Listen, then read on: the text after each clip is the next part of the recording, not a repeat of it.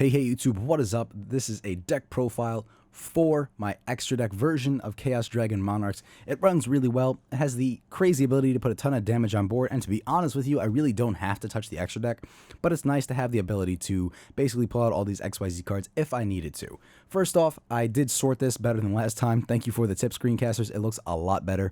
Here we go. 1 Red Eyes Darkness, 1 Dark Armed, and 1 BLS. Staples in the Chaos Dragon engine. I think you know what they do by now. Great 2800 beat stick. Great 2800 beat stick that's searchable from Return of the Monarchs, and because I can manipulate my graveyard, it's really good. BLS, just because it's BLS, it makes crazy plays possible, crazy stuff. If I could pull this out with Utopia Beyond on the field, that's game, no matter what I do pretty much, because that's 9,000 damage on board.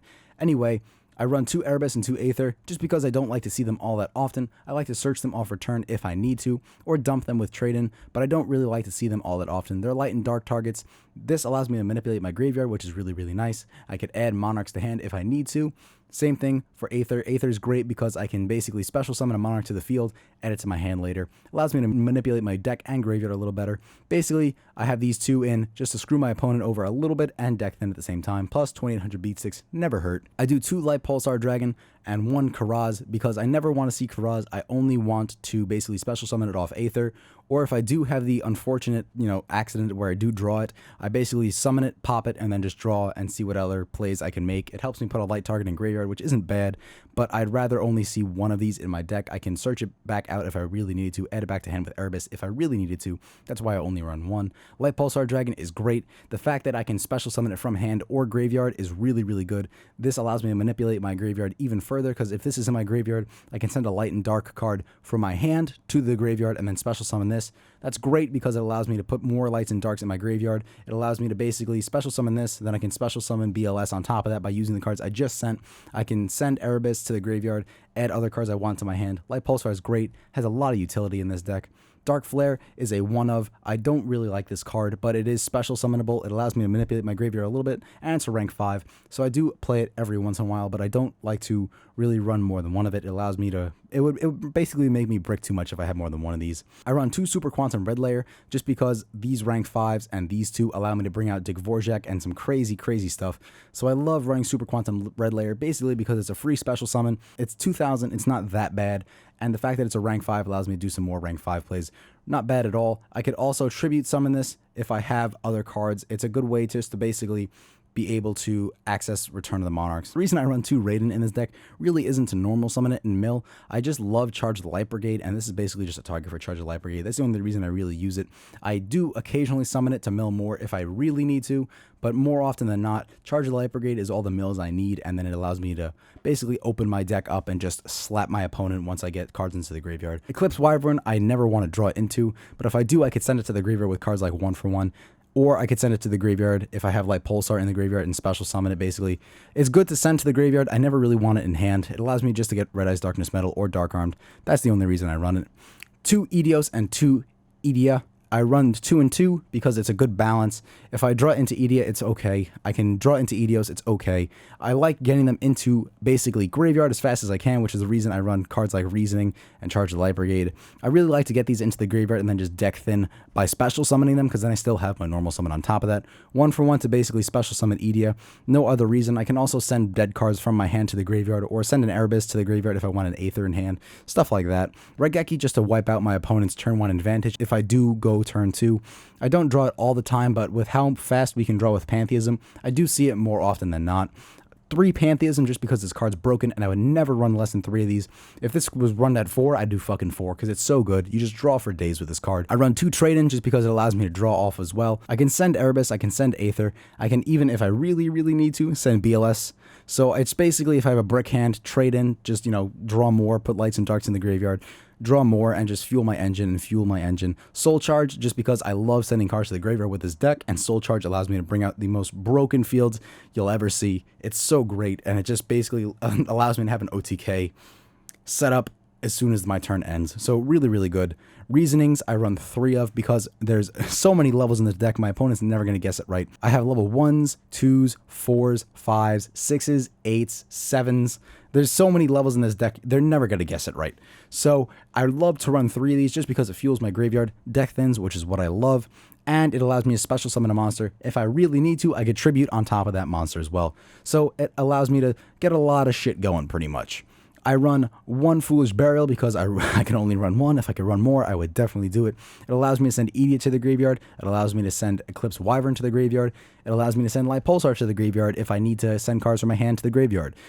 Opens up a lot of plays, really, really good. Same thing with Charge of the Light Brigade. The reason I run two of these is just because I love to mill with this deck and then add a card from my deck to my hand. This, if I draw it, it allows me to send 3 to the graveyard and then add 1 to hand. It's deck thinning and graveyard filling at the same time. So good.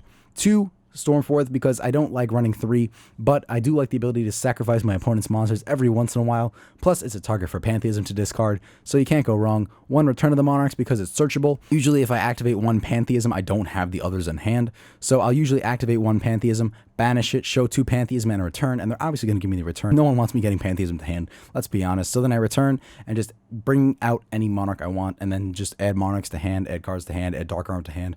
I love Return of the Monarchs, and I can usually force it, so I don't need more than 1. Same thing with the Field Spell. If I show 2 Pantheism and Field Spell, they're probably going to give me the Field Spell just because they don't want me drawing more. The reason I run 1 Field Spell is because I don't really need it. I run the extra deck. I don't want to lock myself out by having too many Monarch cards in the deck. I'd rather have the utility of sending other cards to the graveyard or being able to special summon instead of just having Field Spells, which only let me really do 1 monster sacrifices. That's really the only benefit of running this in this version of my Chaos Monarch deck. The reason I do 2 Prime Monarch is just because 2 Prime Monarch is great. It allows me to basically defend myself if I don't have monsters. It allows me to go into Dig Vorjak. It allows me to go into Pallades, especially Pallades because these are the only 2 lights I run. Really, really good stuff. It's great because it's a rank 5. It's great because it's a defensive wall anytime I really need one. That's the reason I run 2 of these. Now for the extra deck, even though I really don't go into it all that often just because this puts so much damage on board, I run 1 Dante because I run the 1 Beatrice. Beatrice, just 2 rank 6s. I love Dante only because it allows me to rip cards from hand. Same as Erebus. I love the ability to rip cards from my opponent's hand, and that's the only reason I put this in, just because I knew it did that. I do 7 Sins, Pain Gainer, and then Lancelot. Great plays. It's basically like going into infinity. You also get stop at Pain Gainer to use its effects. I just rank up and up and up. That's all I really use it for. I never really use Lancelot. I just go straight to 7 Sins. I run Hope Harbinger Titanic Galaxy because it allows me to stop spells, and it also allows me to redirect my opponent's attack to this card. So if they try and attack something like a Prime Monarch or an Edea, I redirect it straight at Hope Harbinger and they can't do shit, and then they just lose life points and kill their own monster. Good stuff. I run Heretic Sun Dragon just because I like to pop cards every once in a while on my opponent's side of the field. Felgrand because I like to be able to negate my opponent's effects. Really good stuff. I run 1 Utopia Beyond because I can basically pump this out with 2 Light Pulsars or with the Karaz. It allows me to basically make my opponent's attack 0 and then just push through all their monsters and just deal stupid amounts of damage. If I tie this in with a BLS on the field, which isn't that hard to pull off, to be honest with you, I can have 9,000 damage on board if my opponent controls even 1 monster.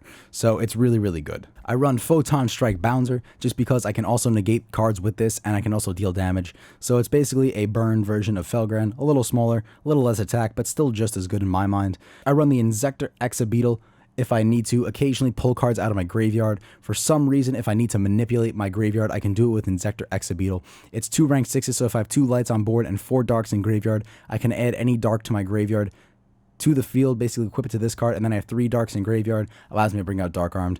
This is more about graveyard manipulation than swinging over large monsters, to be honest with you. Dig Vorjak's great, 3200 beat stick. I get to mill the top 3 cards of my opponent's deck to their graveyard. If they have monsters in that mill, I then pop monsters on the field equal to the number of cards sent to the graveyard. Absolutely great. I love pulling this off. I can pull it off fairly easily, especially if I draw soul shards. I pretty much have it, just because I can bring out 2 of these, 2 of these, whatever I need to do. I can usually get a Dig Vorjak out if I need to in the end of the duel. Usually this isn't a turn 1 card, but in late game this comes in handy. Pallades, because I run 2 Prime Monarch, it allows me to bring it out. Pallades is great on my opponent's turn or on my turn. I can just pop a card from their field to their hand. Good stuff. I run Volcasaurus because I like to pop and burn my opponents if I don't have to attack, and then I can attack on top of that. Great stuff. I love Artifact Durundle for its second effect. You could detach 1 XYZ from the card. Each player with a hand shuffles their entire hand into the deck, then draws the same number of cards they shuffled into their deck, which is great. If you send a card from your opponent's field to their hand, it's really, really good. Anyway, that's it for this deck profile, guys. Thank you guys for watching. I hope you enjoyed. If you liked it, you can follow me on Twitter or like my Facebook page. The links to both of those are in the description below. Or you can click subscribe if you really like the video because it's free, it's fun, and I'll see you guys in the next one.